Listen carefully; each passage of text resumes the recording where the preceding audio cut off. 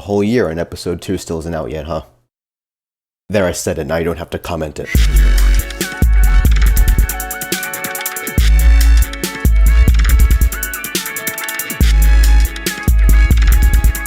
Hi, it's me, that guy. See, it's March 17th, and that is the anniversary of Memeverse episode 1, this is why I don't use my voice in videos, it's really awkward. But today's video, I'm just gonna show some things related to the series. I don't have a script for this, I'm just talking. In a stream of consciousness thing, so this is gonna be fun. But I figured that I would start the video with what you guys all want to see.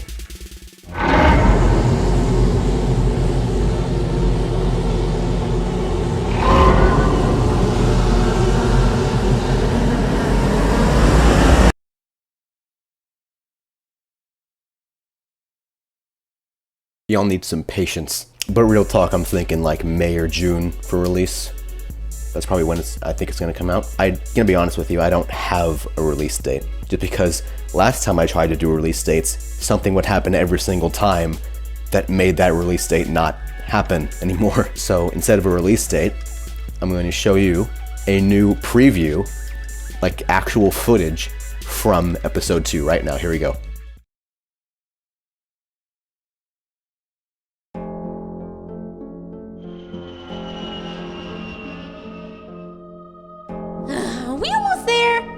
Walking for 2 days.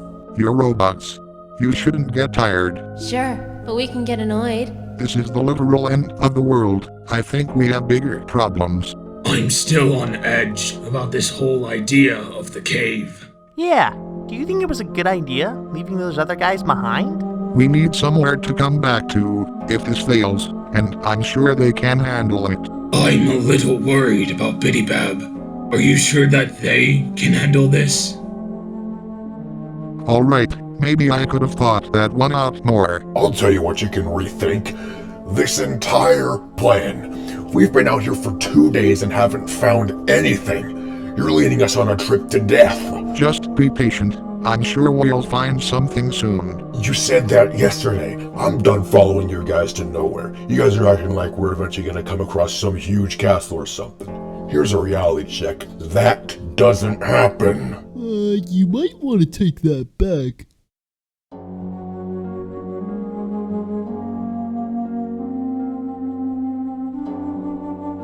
I don't even care anymore. Let's just go in. Do you think we'll find Dee Dee in there? She's dead. Has to be. We haven't seen her since she left to get on Derpy's good side. Maybe she went back to the cave. She'd still be dead. There's no food there. Dude, we're robots. You know what? Let's just go. She can't be alive in there, I know it.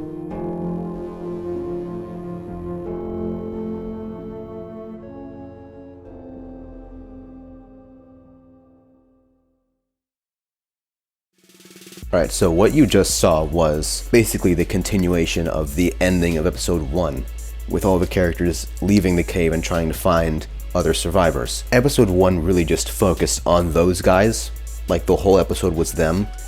But there's a few more characters that I have that weren't in episode 1 for very long.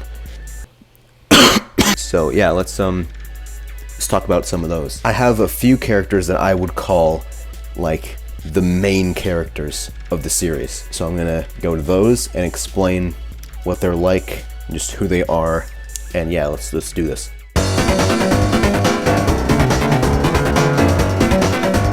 Alright, Spring Bonnie. So this is the guy that you guys probably know the least about because he hasn't been in videos very much. But yeah, he's one of the main characters in my eyes. He is the tech guy who used to run a soup store.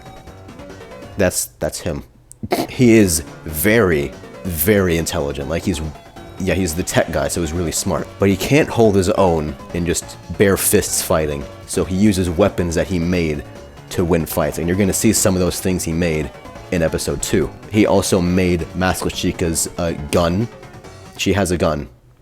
Yeah. And his goal, really, is he just wants to find out what actually caused everything to happen. He's gonna try to go and find out the cause behind everything. And that's going to prove to be a little bit harder than he thinks it is. So So that's what he is. Moving on.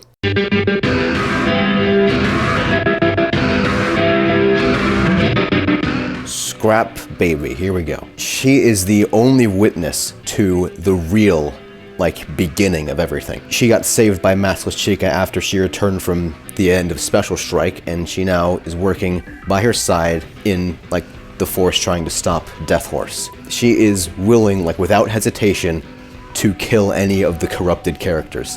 But she is terrified of Death Horse and is very, she doesn't want to fight him ever. If you're fighting her, she's going to be very quick and really smart. And also she has that thing, which, yeah, good luck. And she feels like she owes at least something to Maskless Chica because she saved her life, pretty much, you know? Don't know where that's going to lead. Yes, I do, that's a lie. I absolutely know where that's going to go. She is a character that's very important to the plot, so I'm just saying that right now. And also, on the note of the plot, there's going to be some very subtle hints, even in episode 2, that show, what's really going on behind the scenes and what is causing everything to happen. So just, be on the lookout. Alright, so now that Scrap Baby's out of the way, we all knew this was coming. Maskless Chica. Obviously, she is the most popular of all the characters. In June 2018, which, reminder, Memeverse episode 1 happens canonically on March 17th, 2019. So that's 2 years ago now. She was captured and taken back to Special Strike in June of 2018. She came back, when Memeverse started, with a portal gun. And she's now the leader of the Rebellion Force. She's, in terms of personality, she's really chill and laid back with the other characters except Death Horse. Not him. Honestly, she just really wants a break from all the saving the universe stuff. He's just one after the other at this point. She's very resilient, and she tries to find the best way to face any kind of problem. And she also, deep down, she regrets that she let Bonzi Bonnie die in Special Strike because, that one scene in Special Strike.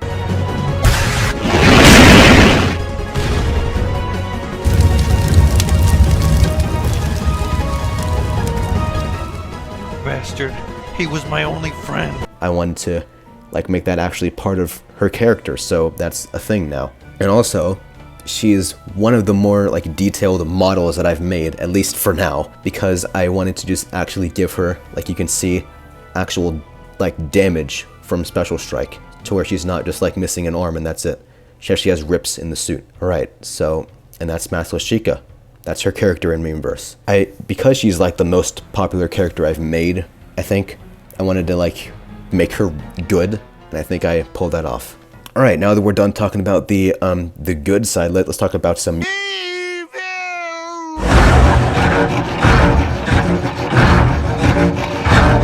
Alright, the corrupted characters, they're not exactly main characters, but if we're talking about the evil side of the series, then we gotta talk about them at least some. Basically, all they are is they're just mindless, pretty much zombies at this point.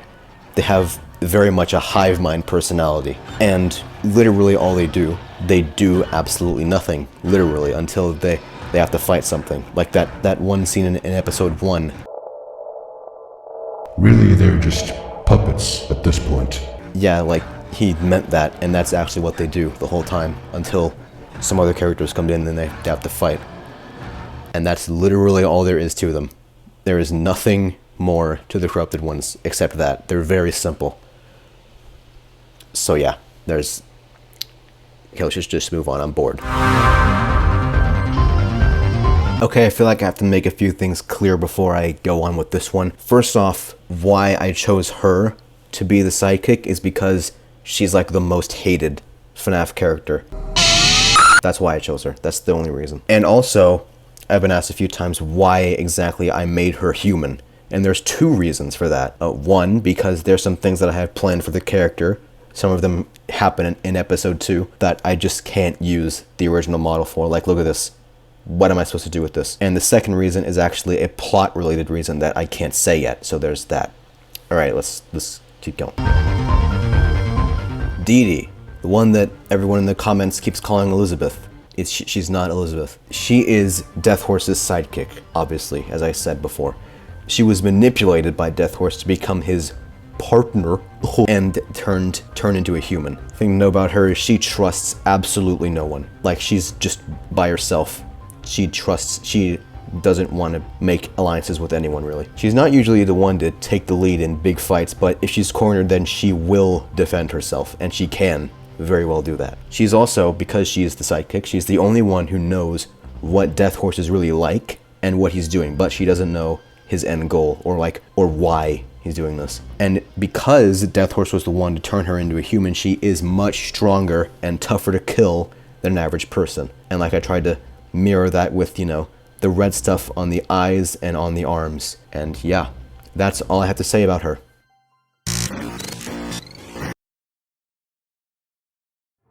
Something that I've always loved to see in like TV or movies or media or anything like that is like villains who are just really strong and overpowered. A specific example that comes to mind is Bill Cipher from Gravity Falls, which is the best TV show ever made, and I will not be taking constructive criticism on that opinion, because it's just true. It's not even an opinion, it's fact. I really like those kinds of villains, specifically him, the Triangle Man. Since I wanted to make my own kind of thing, that love for overpowered villains kind of seeped in, and then, yeah. I don't even know why I'm being cryptic about it. We all know where it's going. Death Horse. Oh boy, big man himself. He is the villain of the story, like the main villain. And he's a near omnipotent being with an unknown agenda. No one really knows what he wants. He somehow knows about nearly everything that happens. He uses his height and his strength to intimidate, and he's really strong and really tall. He almost never raises his voice, except when he's angry. He's extremely manipulative. Like, he's just a master of manipulation. He is always one step ahead no matter what happens, and he's absolutely unpredictable in a fight. Death Horse is one of, if not my absolute favorite character that I've come up with. Like, I mean, it may seem right now that he's kind of weak, just gets everyone else to do things for him, and he just, like, there's no backstory to him. There is a backstory, a very thought out backstory, like a thought out and complex backstory. And as for his ability, if you think he's weak and makes other people do things for him, just wait till episode 2. That's all I'll say. And because no one asked, here's a height chart of the characters. Alright, so that's the character explanations out of the way. Now what I'm going to show is just a few clips of behind the scenes stuff from episode 1 that hasn't been shown before. So it's not a lot really, but it's some things that are interesting, I think. So I guess just sit back and watch.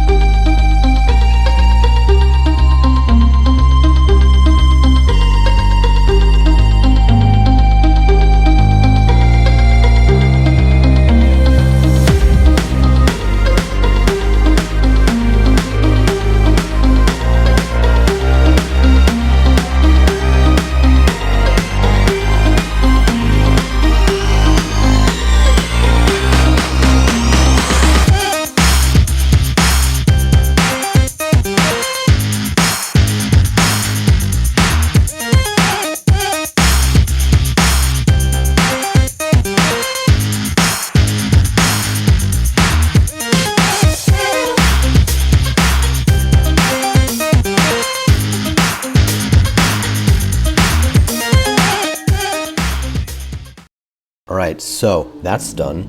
So now I have 2 things left, and then the video will be over. The first thing is I gotta talk about something with the series. and the future of it. So you may have noticed, like in trailers and stuff, I've been advertising it as a 5-part series. That's not true anymore. There will not be 5 episodes. Instead, I'm gonna knock it down to 6. Sorry, did I say knock it down? I meant pull up. And I can explain. So what it looks like is right now, episode 2 is going to be about 45 minutes long, which is already almost twice as long as episode 1. And then episode 3 and 4 are going to be like each longer than the last. And then the finale, what I have in store for the finale is and yeah, that's obviously too long. I can't keep a train of thought that long. So what I did is, just for my own sanity, and because I thought it would actually work better in like I split it into 2 parts. But the thing is, I referred to them like as episode 5 part 1 and episode 5 part 2, and that really just does not roll off the tongue well, so I'm gonna be referring to them now as episode 5 and episode 6. That's all there is. Like the plot isn't gonna change, the content of the episodes won't be changing, just what they're gonna be referred to. They're now gonna be episode 5 and 6. I'm just saying this now because I can't call it a 5-part series anymore. I have to call it 6. So there's that. And now, to end the video off, I have something that I want to show you. It's a reveal of something huge, and I'm really excited to start working on it. So here it is.